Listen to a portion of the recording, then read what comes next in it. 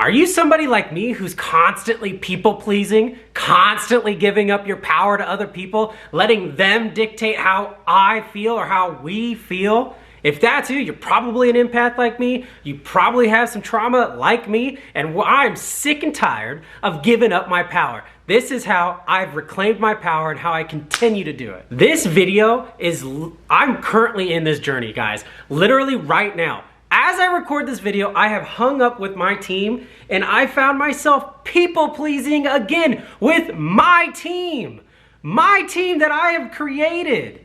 It's wild. I literally am on the phone with my realtor. If you don't know, I flipped over 250 houses in the last 6 years. I'm working three to five deals right now. I don't have enough money to close on all of them, and yet I am sitting here people-pleasing because I know I have to cancel the contract. I know that I need to recoup my funds. I know that I need to sell a few houses, liquidate in order to close on all of them. And instead of admitting it, I simply said, what if we get a price reduction? What if we did this? What if we did that? And I'm doing it because I don't want to let them down.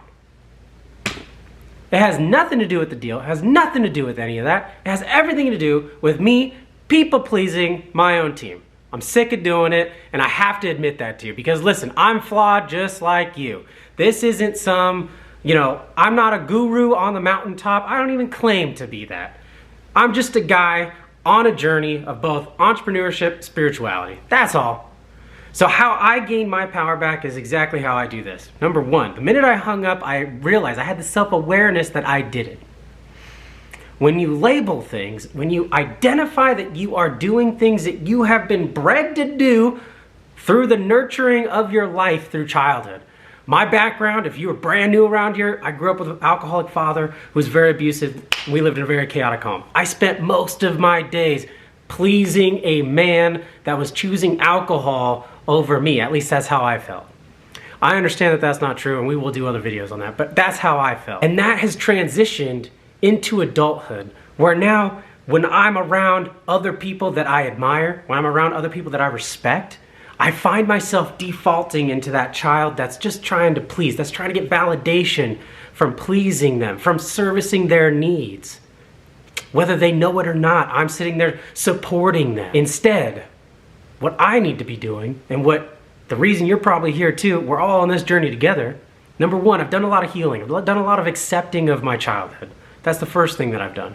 A lot of meditating, a lot of realizing, okay, what I experienced wasn't my fault. I was subjected to a situation that I couldn't really be saved. I couldn't save myself, but I was giving up my power by realizing that I had no control. Therefore, I gave up what little control I did have. And now I did it just now. I just did it today. Accepting that I am actually the one that can make decisions of my own life. I am the one that is the CEO of my life. I am the CEO of the businesses too, but of my life. I make decisions for myself. Nobody else makes decisions for me. So if I have to make a decision that's best for me and my family, I make it. And that's what I had to do. I had to rip the Band-Aid off. The minute I realized I was people-pleasing, I said, hey, this one's not for me, I'm walking away. Were they disappointed? Yes. Were they crushed? I felt their balloon just frickin' deflate on the phone. Yes. But I had to do it. I had to do it because I don't want to people please anymore. Gaining your power back is about boundaries, okay? I'm not incredibly great at boundaries. I sometimes will let people too close, and then that's what causes that struggle. It's like, oh, I respect them a lot because I've let them in, and now I have to kind of cater to their needs, and I have to make sure that they like me, and I have to seek that validation from them. The boundaries that I need to set maybe need to go a little wider. Allow them to come in and see me, my authentic me, who I am, the purposeful life that I want to live for me and my family. Yes. But that doesn't mean that I need them to see kind of everything.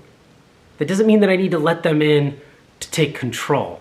Because what we do as empaths, as people with this type of trauma, is we attract narcissistic people. We just do. There's so much science behind that. You can look it up yourself. There's so many YouTube videos on this. Trust me, I have gone down this rabbit hole. We attract them because they know that they can control our moods and they can control our behavior, and it gives them validation by having that control over our life. It gives them a sense of this power.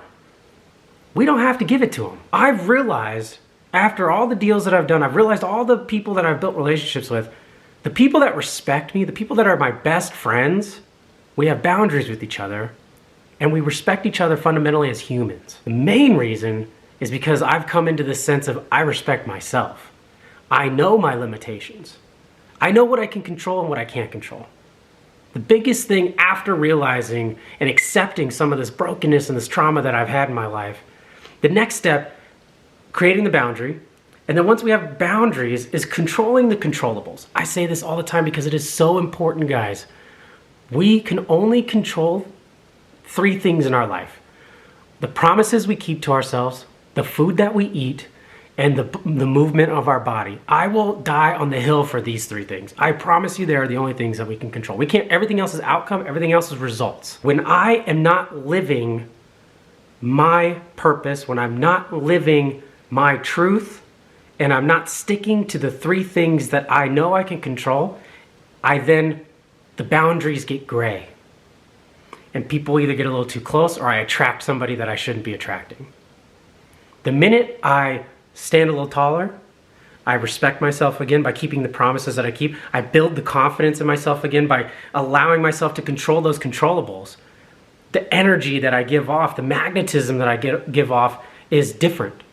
And all of a sudden I attract people that want to help me, that want to support me, that want to love me, and we can grow together. Biggest takeaway from today, and why this video is so important, especially if you're like me, especially if you've dealt with things in your life, hard, really hard, traumatic things, and then also you're an empath and you feel other people and you're constantly people pleasing, this is for you. This is what we do. And if you're like me, you're probably sick of it. Thank you so much for being here. Thank you for hearing this little rant on internet where I gave up my power and I admitted it. I had to admit it for me to move on. So if you got any value from this, thank you so much for being here. Please be sure to like and subscribe. Be well.